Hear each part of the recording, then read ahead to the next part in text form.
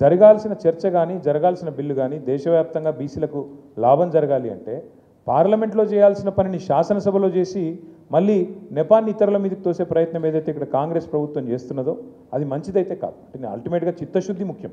నిజంగా కాంగ్రెస్ ప్రభుత్వం చిత్తశుద్ధితో ముందుకొస్తే ఈ పార్టీకి పని అయిపోయి ఉండాలి. కానీ ఒకటే పార్టీ 5 గొంతులతో మాట్లాడుతుంది. ఒకరోజు ఏమంటది, మేము రాజ్యాంగ సవరణ ద్వారా సాధిస్తామని వాళ్ళే మాట్లాడతారు. ఇంకో రోజు పార్టీ పరంగా రిజర్వేషన్లు ఇస్తామని వాళ్ళే చెప్తారు. ఇంకొక రోజు ఆర్డినెన్స్ చేసినాం అయిపోయిందని ఇంకో రోజు వాళ్ళే చెప్తారు. 4వ రోజు రాహుల్ గాంధీ ప్రధానమంత్రి అయితేనే ఇది అయితే తప్ప లేకపోతే కాదని వాళ్ళే మాట్లాడతారు. మరి రాహుల్ గాంధీ ప్రధానమంత్రి కాకముందే వచ్చి జీవో ఎవడిమని నిన్ను రాహుల్ గాంధీ ప్రధానమంత్రి కాకనేపాయే నువ్వు ఢిల్లీలో మాట్లాడుతీవి, ధర్నా చేస్తేవి, దిగితే వీడికి వచ్చి బిల్లు లేదు ఏం లేదో జీవో ఇస్తేవి. ఇన్ని గొంతులతో మాట్లాడితే వాళ్ళ చిత్తశుద్ధిని మేము ప్రశ్నించకపోతే ఎట్లా? ఇన్ని గొంతులతో మాట్లాడేది వాళ్ళే, ఇప్పుడేదో మమ్మల్ని మళ్ళీ తెల్లారలేస్తే నిందించేది వాళ్ళే. మొన్న పొన్నం ప్రభాకర్ గారు, శ్రీహరి గారు ఇద్దరు బీఆర్ఎస్ బీజేపీ అడ్డం పడ్డదంటాడు. మేము ఎక్కడ అడ్డం పడ్డామండి? కమలాకర్ గారు మద్దతు ఇవ్వలేదా? మాకు శ్రీనివాస్ యాదవ్ గారు మాట్లాడి మద్దతు ఇవ్వలేదా? పార్టీగా మేము ఓటు వేయలేదా?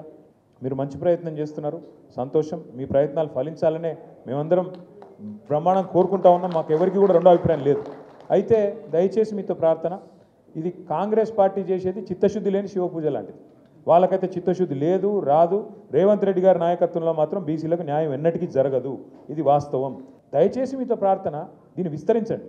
విస్తరించి డిక్లరేషన్లో చెప్పిన ప్రతి మాట, 1,00,000 కోట్ల బడ్జెట్ అయితేనేమి, సబ్ ప్లాన్ అయితేనేమి, 42% వాటా ఇస్తామన్న మాట అయితేనేమి, వాళ్ళ చేతిలో ఉన్నాయేమో ఇయ్యరట. వాళ్ళ చేతుల్లోనే ఇస్తలేరు, అది మనం అడుగుతలేం.